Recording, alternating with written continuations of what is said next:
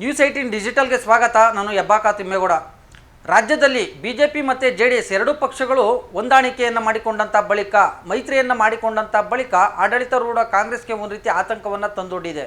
ಯಾಕಂತ ಹೇಳಿದ್ರೆ ಕಳೆದ ಲೋಕಸಭಾ ಚುನಾವಣೆಯಲ್ಲಿ ಜೆಡಿಎಸ್ ಮತ್ತು ಬಿಜೆಪಿ ಮೈತ್ರಿ ಸಕ್ಸಸ್ ಆಗಿರ್ತಕ್ಕಂಥದ್ದು. ಯಾಕಂತ ಹೇಳಿದ್ರೆ ಹಳೆ ಮೈಸೂರು ಭಾಗದಲ್ಲಿ ಜೆಡಿಎಸ್ನ ಸಾಂಪ್ರದಾಯಿಕ ಮತಗಳೆಲ್ಲವೂ ಕೂಡ ಬಿಜೆಪಿಯತ್ತ ಶಿಫ್ಟ್ ಆಗಿ NDA ಅಭ್ಯರ್ಥಿಗಳನ್ನು ಗೆಲ್ಲಿಸುವಲ್ಲಿ, ಅಂದರೆ ಒಂದು ಕಡೆಯಾಗಿ ಕ್ರೋಢೀಕರಣಗೊಂಡು JDSನ್ನು BJPಯನ್ನು NDAಯನ್ನು ಬೆಂಬಲಿಸುವಲ್ಲಿ ಆ ಒಂದು ಒಕ್ಕಲಿಗ ಮತಗಳು ಎಲ್ಲ ಒಂದು ಕಡೆಯಾಗಿ HD ದೇವೇಗೌಡರ ಕುಟುಂಬವನ್ನು ಕೈ ಹಿಡಿದ್ವು ಅನ್ನುವಂಥ ಒಂದು ಲೆಕ್ಕಾಚಾರದಲ್ಲೂ ಕೂಡ ಚರ್ಚೆಗಳು ವಿಮರ್ಶೆಗಳು ಕೇಳಿಬಂದಿರ್ತಕ್ಕಂಥದ್ದು.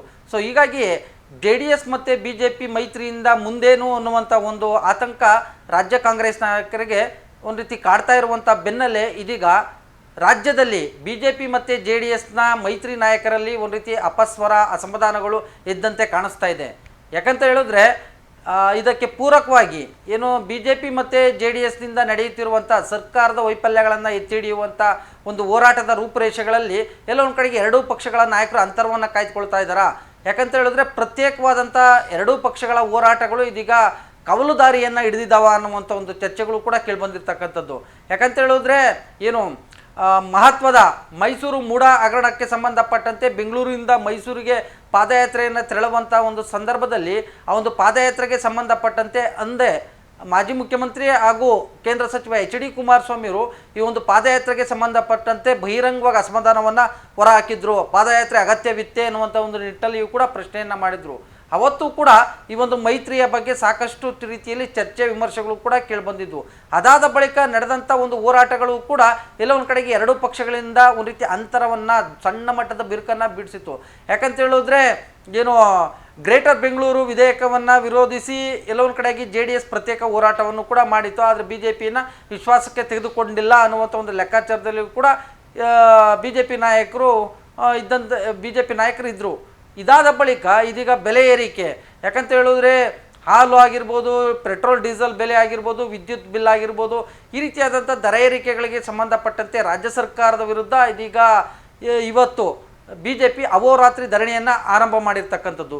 ಈ ಒಂದು ಗಂಭೀರವಾದಂಥ ಒಂದು ವಿಚಾರಕ್ಕೆ ಸಂಬಂಧಪಟ್ಟಂತೆ ತನ್ನ ಮಿತ್ರ ಪಕ್ಷವಾದಂಥ JDSನ್ನು ವಿಶ್ವಾಸಕ್ಕೆ ತೆಗೆದುಕೊಂಡಿಲ್ಲ, JDS ನಾಯಕರಿಗೆ ಆಹ್ವಾನ ಕೊಟ್ಟಿಲ್ಲ ಅನ್ನುವಂಥದ್ದು JDS ನಾಯಕರ ಗಂಭೀರ ಆರೋಪ. ಇದಕ್ಕೆ ಪೂರಕವಾಗಿ ಇವತ್ತು ಸುದ್ದಿಗೋಷ್ಠಿಯನ್ನು ನಡೆಸಿದಂಥ JDS ಶಾಸಕಾಂಗ ಪಕ್ಷದ ನಾಯಕ CB ಸುರೇಶ್ ಬಾಬು ಅವರು ನೇರವಾಗಿ BY ವಿಜಯೇಂದ್ರ ಅವರ ವಿರುದ್ಧ ತೀವ್ರ ಅಸಮಾಧಾನವನ್ನು ವ್ಯಕ್ತಪಡಿಸಿದ್ದಾರೆ. ಯಾಕಂತ ಹೇಳಿದ್ರೆ ರಾಜ್ಯದಲ್ಲಿ BJP JDSನ ಮೈತ್ರಿಯನ್ನು ಜನ ಒಪ್ಕೊಂಡಿದ್ದಾರೆ. ಹೀಗಾಗಿಯೇ ಕಳೆದ ಲೋಕಸಭಾ ಚುನಾವಣೆಯಲ್ಲಿ ಸಕ್ಸಸ್ ಆಗಿರ್ತಕ್ಕಂಥದ್ದು. ಇಂಥ ಸಂದರ್ಭದಲ್ಲಿ ನಾವು ಒಟ್ಟಿಗೆ ಹೋದರೆ ಮಾತ್ರ ಸರ್ಕಾರವನ್ನು ಇಕ್ಕಟ್ಟಿಗೆ ಸಿಲುಕಿಸ್ಬೋದು, ಮುಂದಿನ ಜಿಲ್ಲಾ ಪಂಚಾಯತಿ, ತಾಲೂಕು ಪಂಚಾಯತಿ ಚುನಾವಣೆಯಲ್ಲೂ ಕೂಡ ಗೆಲ್ಲಬಹುದು. ಸೊ ಹೀಗಾಗಿ ಇದನ್ನು ಈ ಹೊಂದಾಣಿಕೆಯನ್ನು ಮುಂದುವರಿಸಬೇಕು, ಮತ್ತೊಂದು ಕಡೆಯಾಗಿ ಸಮನ್ವಯತೆಯನ್ನು ಸಾಧಿಸಬೇಕು ಅಂದರೆ ಜಿಲ್ಲಾ ಮಟ್ಟದಲ್ಲಾಗಿರ್ಬೋದು, ತಾಲೂಕು ಮಟ್ಟದಲ್ಲಾಗಿರ್ಬೋದು, ಮತ್ತೊಂದು ಕಡೆ ಎಸ್ಪೆಷಲಿ ರಾಜ್ಯ ಮಟ್ಟದಲ್ಲಿ ಎರಡೂ ಪಕ್ಷಗಳ ವರಿಷ್ಠರು ಕುಳಿತು ಸಮನ್ವಯ ಸಮಿತಿಗಳನ್ನು ರಚನೆ ಮಾಡಬೇಕು. ಈ ಒಂದು ಸಮನ್ವಯ ಸಮಿತಿಗಳ ಮೂಲಕವಾಗಿ ಹೋರಾಟದ ರೂಪುರೇಷೆಗಳನ್ನು, ಕಾರ್ಯಕ್ರಮಗಳನ್ನು, ಸಭೆ ಸಮಾರಂಭಗಳನ್ನು ಆಯೋಜನೆ ಮಾಡುವಂಥ ಒಂದು ನಿಟ್ಟಿನಲ್ಲಿ ಒಂದು ಕೋಆರ್ಡಿನೇಷನನ್ನು ಕಾಪಾಡ್ಕೊಳ್ಳೋದ್ರ ಮುಖಾಂತರ ಸರ್ಕಾರದ ವೈಫಲ್ಯಗಳನ್ನು ಎತ್ತಿಡಿಯುವಂಥ ನಿಟ್ಟಿನಲ್ಲಿ ಸರ್ಕಾರದ ವಿರುದ್ಧದ ಹೋರಾಟಗಳನ್ನು ಮಾಡಬೇಕಾಗುತ್ತೆ. ಇಂಥ ಒಂದು ನಿಟ್ಟಲ್ಲಿ ಎರಡೂ ಪಕ್ಷಗಳ ವರಿಷ್ಠರು ಹೆಜ್ಜೆಯನ್ನು ಇಡಬೇಕು ಅನ್ನುವಂಥ ನಿಟ್ಟಲ್ಲಿ ಬಹಿರಂಗವಾಗಿ ಒಂದು ಆಗ್ರಹ ಮಾಡೋದ್ರ ಮುಖಾಂತರ, ಒಂದು ಮನವಿಯನ್ನು ಮಾಡೋದ್ರ ಮುಖಾಂತರ ತಮ್ಮೊಳಗಿನ ಅಸಮಾಧಾನವನ್ನು ಹೊರಹಾಕಿದ್ದಾರೆ.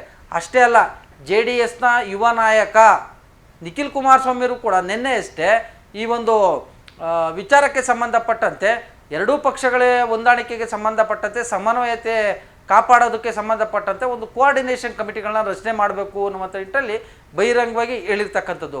ಸೊ ಹೀಗಾಗಿ JDS ನಾಯಕರ ಈ ಒಂದು ಹೇಳಿಕೆಗಳನ್ನ ಗಮನಿಸ್ತಾ ಹೋದರೆ ಎಲ್ಲ ಒಂದು ಕಡೆಯಾಗಿ ಈ ಒಂದು JDS ಮತ್ತು BJP ಹೊಂದಾಣಿಕೆಯಲ್ಲಿ, ಮೈತ್ರಿಯಲ್ಲಿ ಎಲ್ಲ ಒಂದು ಕಡೆಯಾಗಿ ಸಣ್ಣ ಮಟ್ಟದ ಒಂದು ಬಿರುಕು ಬಿಟ್ಟಿದೆಯಾ, ಮುಂದಿನ 2028ರ ವಿಧಾನಸಭಾ ಚುನಾವಣೆವರೆಗೂ ಕೂಡ ಈ ಒಂದು ಮೈತ್ರಿ ಮುಂದುವರಿಯುತ್ತಾ ಅನ್ನುವಂಥ ಒಂದು ಚರ್ಚೆ, ಒಂದು ಕುತೂಹಲವೂ ಕೂಡ ಮೂಡಿರ್ತಕ್ಕಂಥದ್ದು.